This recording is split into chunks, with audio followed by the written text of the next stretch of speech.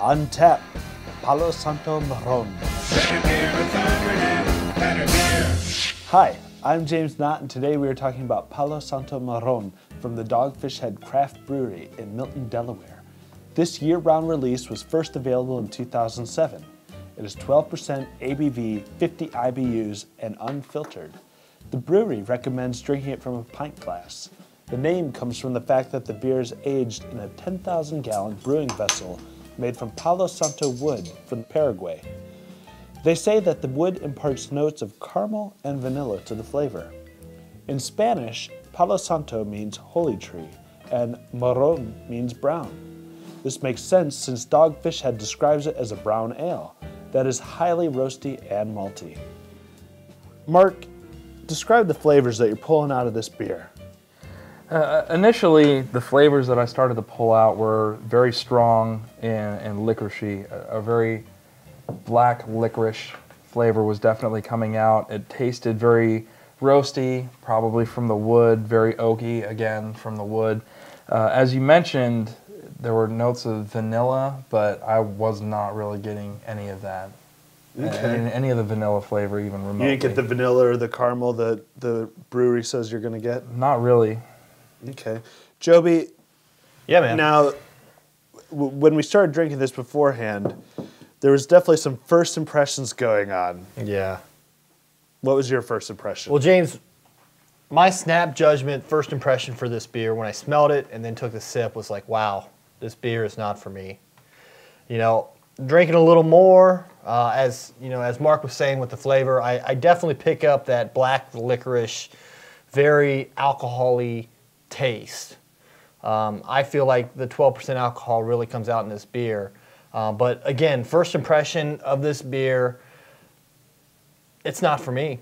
Scott, how's the balance on this beer for you? Well, it depends on which way you look at it. I mean, the balance, I like it, but it's definitely not I don't think it's a perfectly well-balanced beer. I think it's really strong on the front end with the alcohol, and on the finish, the malts definitely stick out to me. But I like the beer overall. Okay, but is it balanced in terms of hops versus malt? I'd say no. And personally, I feel like I can kind of taste the malts, maybe smell them a little bit more than I would say on the other end. Mark, where are you at? What is the big picture on this beer? The big picture with this beer for me is that it's actually kind of a big beer. It's got a lot of subtle nuances in the flavor and the aroma. It's just, there's a lot of complexity in this beer. The fact that it comes in at 12% alcohol by volume is also kind of intimidating almost. So for me, it's a big beer, but unfortunately my rating is not all that big. I gave it a 5. I mean, Mark, can you really say it's got a lot of subtle nuances? I have to ask you what those subtle nuances is, because for me, it's alcohol. It's actually a piece of black licorice dunked in alcohol. I can say safely, because we've all been talking about this, from the time our glass was full till where it is now, the beer has changed greatly. From being something that was so strong and overpowering and very off-putting up front, as it's warmed up a little bit, our palates have kind of adjusted to the depth of the beer. It's changed almost a 180. So, but your rating hasn't changed along with that? Initially, I could have poured this beer out because just up front it was not, a very pleasing, pleasant, gentle beer. I didn't really care much for it. Do you think it was too cold when we first tried it? I think it could have been too cold. Now that it's had a chance to warm up a little bit, we're picking out some of the other aromas. I mean, when we first smelled that beer, it was almost like it was nothing but alcohol. But now you can kind of start picking up some of the oakier, tastier notes that are in there. I mean, to me, the beer is still a 5, but it's better than the 3 that I would have given it on my initial appearance. Joby, do you think this beer is accessible to Joe Sixpack? Absolutely not. There's a ton of Joe Sixpacks out there that would taste this for the first time, the first initial impression, and spit it out and not even want to finish it.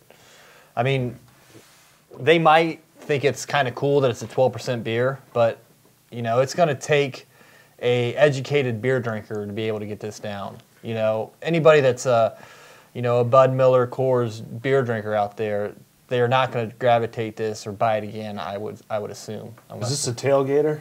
Absolutely not. Unless you're tailgating for you know, A football game in hell. a wood burning stove or something. Maybe if the game only lasted a half hour. Yeah, definitely not a tailgate beer.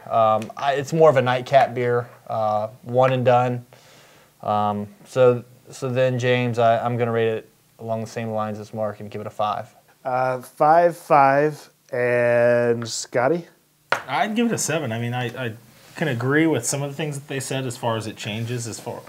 When we first started drinking it, yeah, I think it might have been a little bit too cold.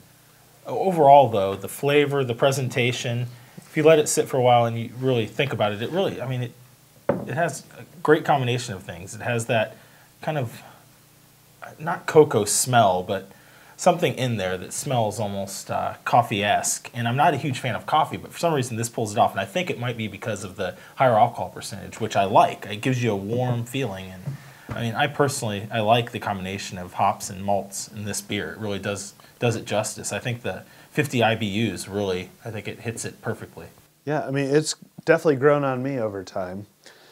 Palo Santo Marron gets a 5.7 on the BBA scale. What wood do you think is best for aging beer? Let us know in the comments section. Thanks for watching. I'm James Knott, and this is your Better Beer Authority. Better Beer Authority, Better Beer Authority, Better Beer Authority.